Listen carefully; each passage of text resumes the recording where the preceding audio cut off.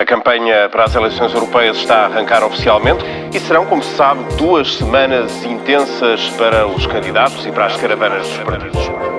Bandex vai às eleições. Estamos a ouvir a música original de Bandex, que no final vamos ouvir na íntegra. Estamos na redação do Observador e este é o podcast Eurovisões. De segunda a sexta, por volta das 5 da tarde, durante as próximas 2 semanas, vamos publicar este podcast. Faltam 13 dias para as eleições europeias de 2019. Hoje, as eleições são europeias, mas os temas que vão dominando os dias são nacionais. Será assim noutros países? Daqui a pouco vamos até Atenas, Londres, Malmö e Copenhaga. Vamos saber como é por lá. Vamos desfazer mitos, fact-check de dúvidas sobre a União Europeia.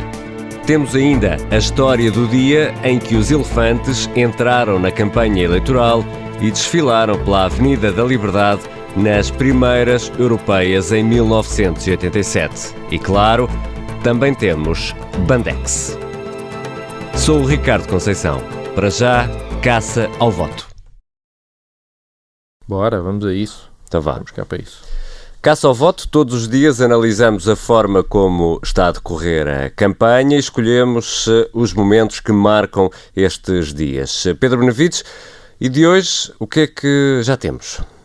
Bom, de hoje já temos, no caso do PSD, um grande momento, que foi a aparição de Luís Montenegro depois de ter sido derrotado naquele frente a frente com o Rui Rio. Ele Pedro Benevides, editor de política. De campanha do PSD, ao lado de Paulo Rangel. Quem também apareceu foi Salvador Malheiro, um grande homem forte de Rui Rio.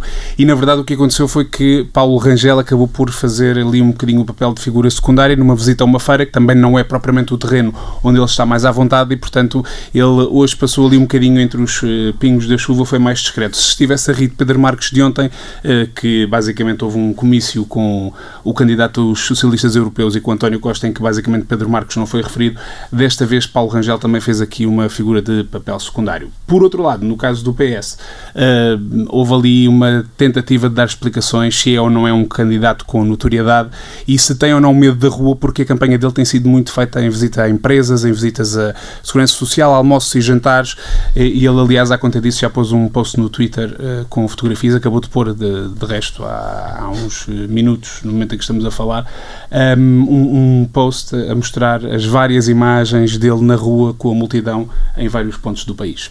Sim, pelo menos Paulo Rangel tem uma vantagem nesse ponto, que é, não tem jeito para ações de rua, mas não esconde. Enquanto Pedro Marques não tem jeito para ações de rua, mas gostava de ter. Miguel Pinheiro, diretor executivo do Observador. Um desequilíbrio. Eu acho que os candidatos não têm que ser perfeitos e mais vale assumirem aquilo que não fazem tão bem. Sim, senhor, ele punha lá Luís Montenegro e Salvador Malheiro a abraçarem-se aos feirantes, toda a gente os conhece, ainda por cima foi em Espinho e em Ovar, não é? Exatamente. E, portanto, quer dizer, toda a gente conhecia cada um deles, não é? Porque é a terra de onde veio o Montenegro, teve lá funções na autarquia, e Salvador Malheiro, que é o Presidente de Câmara, e, portanto, deixá-los fazer essas despesas e depois, no comício da noite, Paulo Rangel aparecerá. Dito isto, deixa-me só dizer-te que na nossa reportagem, que já publicámos, a primeira reportagem que publicámos hoje no Observador, a descrição do contacto do Pedro Marques com as pessoas é um contacto mais genuíno, uma vontade de fazer conversa que, por exemplo, Paulo Rangel tem muita dificuldade. Não, claramente. Aliás, há 4 anos ainda era mais flagrante, porque ele fez campanha com o Nuno Melo, estavam em coligação. Bom, e o Nuno Melo, nas feiras, então, parecia que estava no sofá de casa. E, curiosamente, hoje o CDS está com uma campanha bastante morna, com pouca gente, a coisa não está a ter assim muito interesse. Não sabemos se é aquela tese de que as campanhas devem começar pequenas para depois irem crescendo e dar a ideia de que há uma grande adesão ao candidato, mas para já a coisa tem estado morna, tal como tem estado a do Bloco e a do PCP, ambos com campanhas discretas. Então vamos já para quem ganhou e quem perdeu votos nestas últimas 24 horas, Miguel Pinheiro. Parece-me claramente foi o PS, apesar dos problemas que continuam com o PS avança com toda a confiança. Com toda a confiança. Ontem António Costa saiu do dia como um grande estadista europeu. teve Franz Timmermans, que é o candidato à Comissão Europeia dos socialistas, a elogiá-lo como um grande estadista, e até Carlos Moedas, que também deu uma ajuda, não é? Deu uma ajuda, que está na campanha do PSD e que apareceu também a elogiar António Costa, o governo de António Costa. Quer dizer, era impossível fazer melhor. E ao mesmo tempo António Costa fez a coisa inteligente, que foi, como disse o Pedro, esconder o cabeça de lista. Quanto mais esconder o cabeça de lista, melhor, e quanto mais aparecer António Costa, melhor para a campanha dos socialistas. Portanto, o dia de ontem correu muito bem ao PS. Quem perdeu? Acho que foi o CDS. O CDS continua com problemas de mensagem. O CDS descobriu um bom slogan, que é: nós somos o único voto para quem é de direita.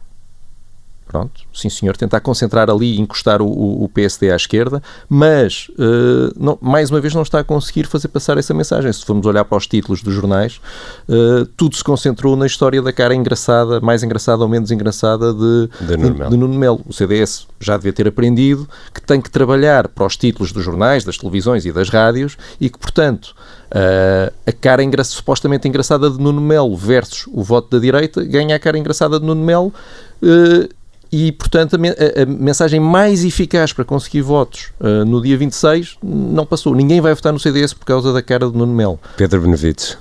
Quem ganhou, quem é que perdeu? Eu diria que o Miguel colocou aqui a questão no ponto certo, que é... Quando falou da cara engraçada do... Não, nem tanto isso, mas é quando ele falou dos partidos, do PS ter ganho votos, eu concordo, e acho que a questão deve colocar-se de facto aí, não tanto nos candidatos, mas nos partidos, porque já foi anunciado por vários que estas eleições europeias seriam uma espécie de pré-legislativas e, portanto, está tudo claramente a apostar nisso.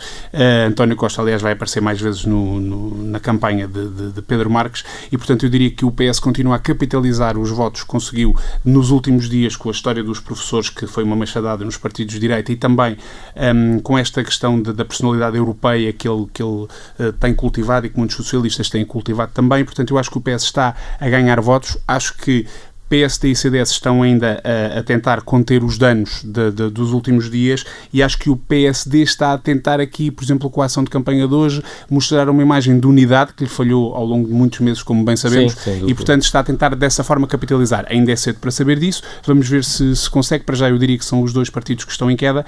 PCP e Bloco de Esquerda, eu acho que estão neutros. E sobre isso o PC só um ponto, que é muito importante essa imagem de unidade interna, porque, como se sabe, estas eleições vão ter um nível de abstenção gigante e, portanto, os partidos, a primeira e principal missão que eles têm que ter é mobilizar o núcleo duro dos seus votantes. E, portanto, eles não se podem dar ao luxo de ter os laranjinhas que gostam de Montenegro a não irem votar nestas eleições. Portanto, é muito importante mostrar que todas as fações do PSD... PCP, estavas a falar do PSD. Normalmente as pessoas confundem os dois partidos. Sim. É o laranja e o vermelho, é normal. São parecidos. Tem que mostrar que toda a gente, todas as fações estão a apoiar este candidato para conseguirem levar os mais fiéis a votarem no dia 26. Ainda esta manhã, Marisa Matias dizia que estas eleições são a antecâmara das legislativas, e isto é dado assente, não é? Já ninguém quer saber muito da Europa, toda a gente está a preparar as próximas legislativas. Miguel? Ninguém esconde isso, não há um único candidato que esconde. Nuno Melo está sempre a dizer isso. Querem que sejam umas eleições nacionais, então vamos mostrar-vos, não é? O próprio António Costa já teve frases sobre esse assunto. Acho que nem sequer é tanto já uma questão de temas, não é? Já nem sequer não se discutir temas europeus. Isto já passou para um outro degrau, que é, de facto, a primeira volta das legislativas. Pedro? Sim, e eu não acrescento muito mais, é exatamente isso. Acho que os candidatos estão todos na estrada a fazer o caminho para a campanha. Também fica-te bem não acrescentares muito mais. O diretor tem Miguel nível Pinheiro. de respeito. Exatamente. Uma última pergunta, é uma aposta. Vou lançar-vos um desafio. Quantos quilos de bifinhos com cogumelos vão ser servidos nesta campanha eleitoral?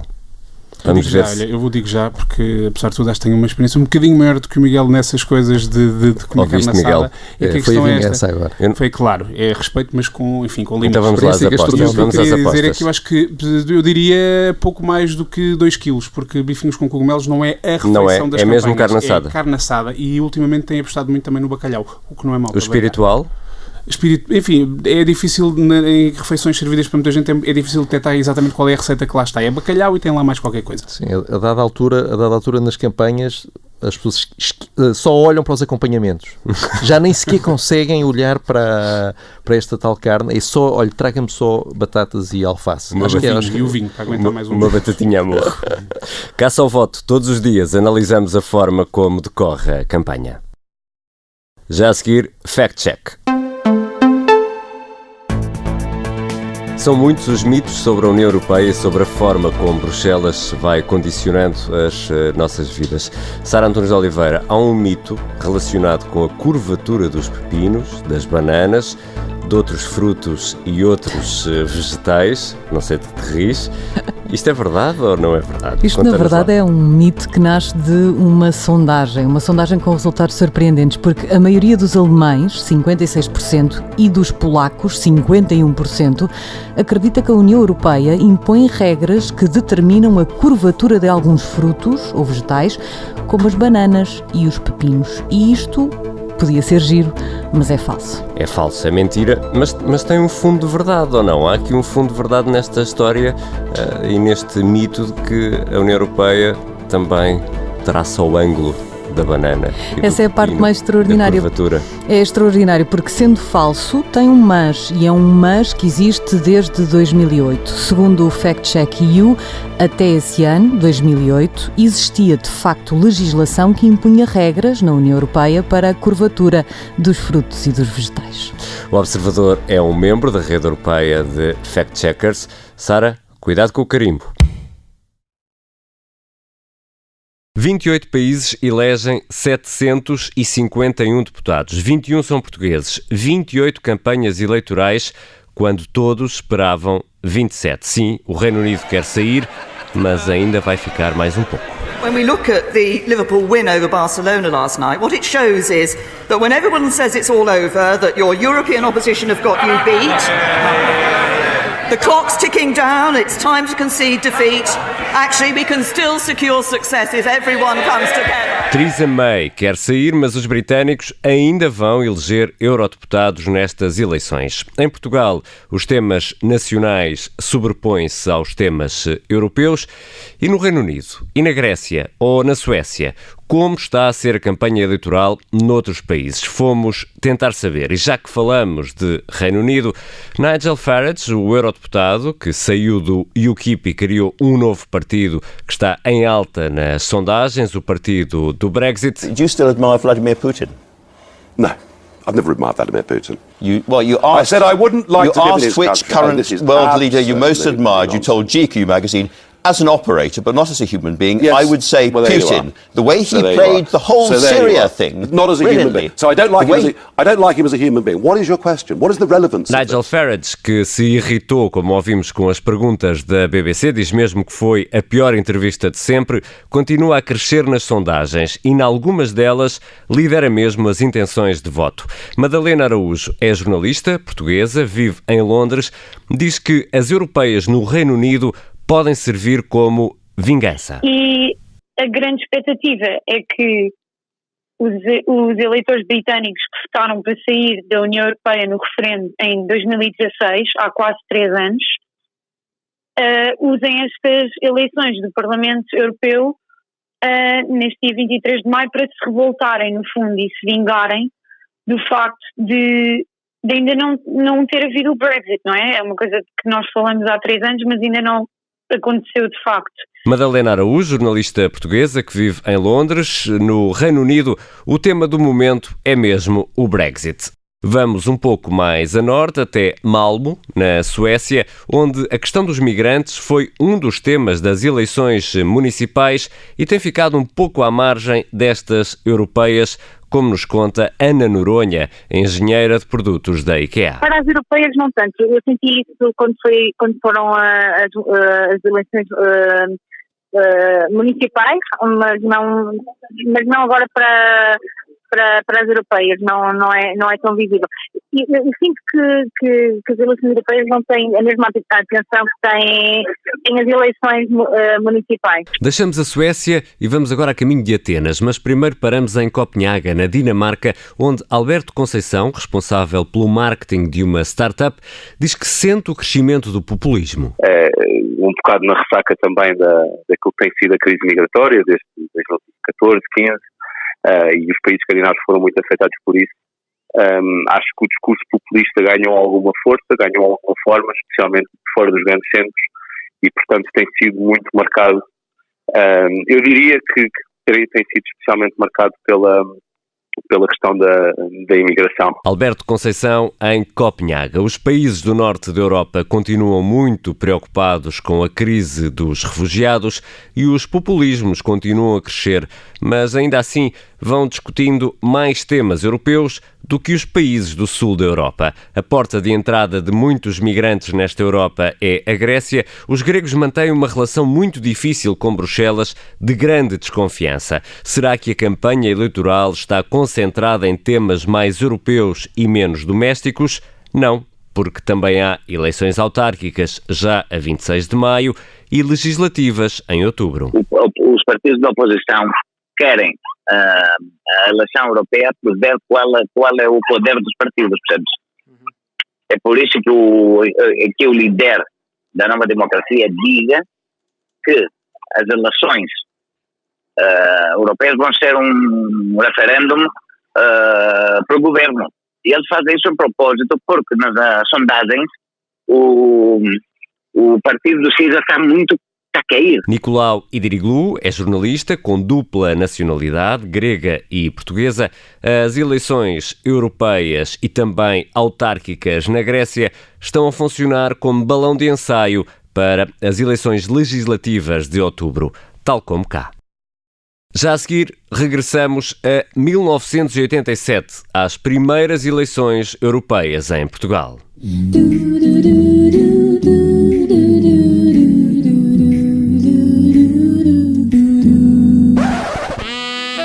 Estamos em 1987 e Time of My Life, do filme Dirty Dancing, é mesmo a canção do ano. Portugal vota pela primeira vez numas eleições europeias a 19 de julho de 1987, um ano depois de entrar para a CEE. Exatamente nesse mesmo dia, 19 de julho, houve eleições legislativas. As duas campanhas decorreram em simultâneo. Campanhas ao rubro, nas palavras e nos atos. A 9 de julho, o CDS fez desfilar pela Avenida da Liberdade, em Lisboa, 4 crias de elefante. Os animais transportavam no dorso as bandeiras do partido. Era uma referência ao Partido Republicano dos Estados Unidos. O então líder da Juventude Popular, Manuel Monteiro, diz que a manobra funcionou, mas hoje seria impensável. Seria imediatamente aproveitado e dito que estar-se aqui a fazer uma exploração dos animais, porque os animais não teriam tido liberdade de escolha, não se lhes perguntou se queriam participar ou não na campanha eleitoral. Portanto, não tenho a menor dúvida que existiria um coro de protestos sobre isso. Manuel Monteiro foi o primeiro a discursar nessa noite. Logo a seguir entrou o cabeça de lista do CDS às europeias de 87, Francisco Lucas Pires. No calor do discurso, no pavilhão dos desportos, hoje Carlos Lopes, Lucas Pires referiu que Portugal tinha as mulheres mais belas e fiéis da Europa e, por isso mesmo, as portuguesas deviam intervir mais na vida política.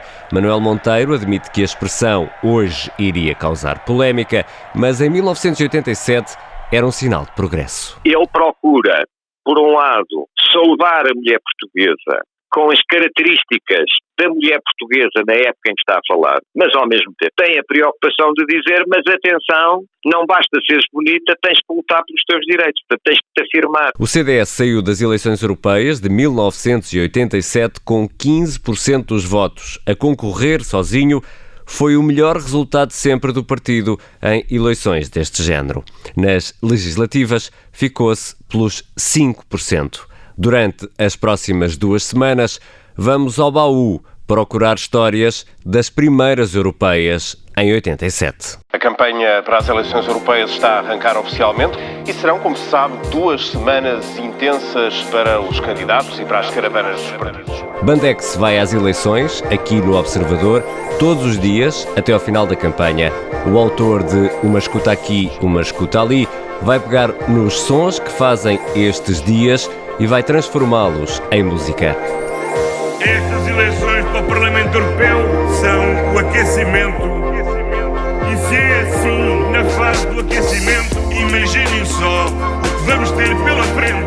O que vamos ter pela frente. E ainda temos muito trabalho pela frente.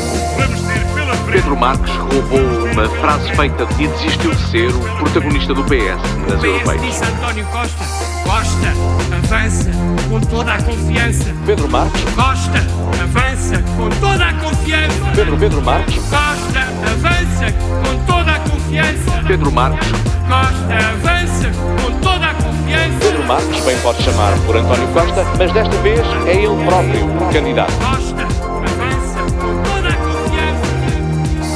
Os programas de direito de antena são, nos termos da lei, da responsabilidade exclusiva. Bandex vai às eleições.